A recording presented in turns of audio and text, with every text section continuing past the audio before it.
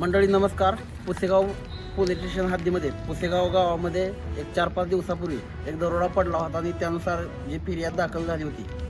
Pusegaon police स्टेशनचे सहाय्यक police निरीक्षक संदीप पोमन यांच्याकडे ही फिर्याद दाखल झाल्यानंतर त्यांनी तपासाची सूत्रे वेगाने फिरवत KM गँगचा प्रमुख जो करण मदने आहे तो या दरोड्यातील आरोपी असल्याचं त्यांना समजलं आणि त्याच्यानंतर त्याला काल कराड या ठिकाणावरून अटक केलेली आहे. या एकूण घटनेची माहिती जाणून घेऊया संदीप पोमन यांच्याकडून. मी सहाय्यक पोलीस निरीक्षक संदीप पोमन, पुसेगाव पोलीस स्टेशन.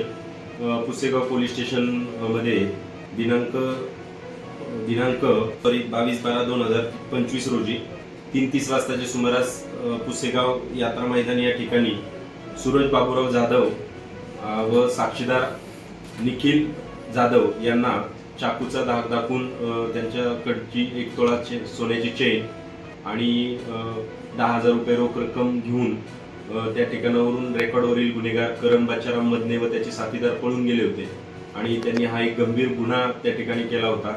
त्याच्यामध्ये एक आरोपी हा घटनास्थळावरतीच रामदास शंकर जाधव याला अटक करण्यात आलेली आहे. तो घटनास्थळावरतीच मिळाला होता.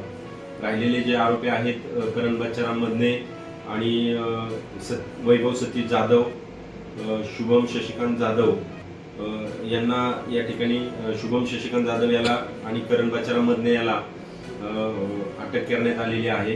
या घटनेमध्ये करण बाचाराम मदने यांनी त्यांना चाकूचा धाक दाखवून दरोडा टाकला होता आणि याच्यामध्ये पुसेगाव पोलीस स्टेशनला पुसेगावमधील नागरिकांनी निवेदन दिलं होतं की लवकरात लवकर हा जो सराईत रेकॉर्डवरचा गुन्हेगार आहे जो समाजामध्ये दहशत करत आहे तर त्याला लवकरात लवकर अटक करावं.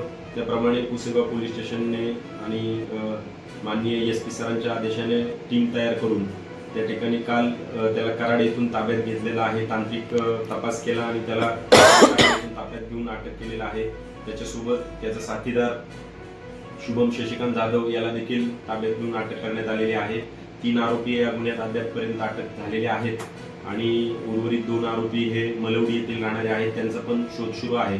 आता गुन्ह्यामध्ये जे काही मुद्देमाल वगैरे आहे तो रिकव्हर करत आहोत. त्याचबरोबर गुन्ह्याचा तपास सुरू आहे.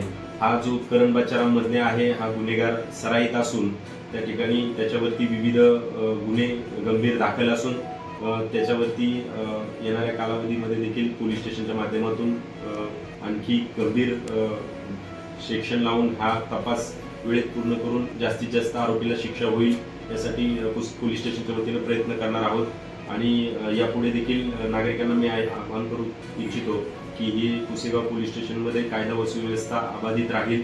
सर्व नागरिकांना भयमुक्त वातावरणामध्ये आपलं जीवन जगता येईल यासाठी आम्ही प्रयत्नशील राहू आणि आम्ही आमचं कर्तव्य प्रामाणिक करू. जय हिंद, जय महाराष्ट्र.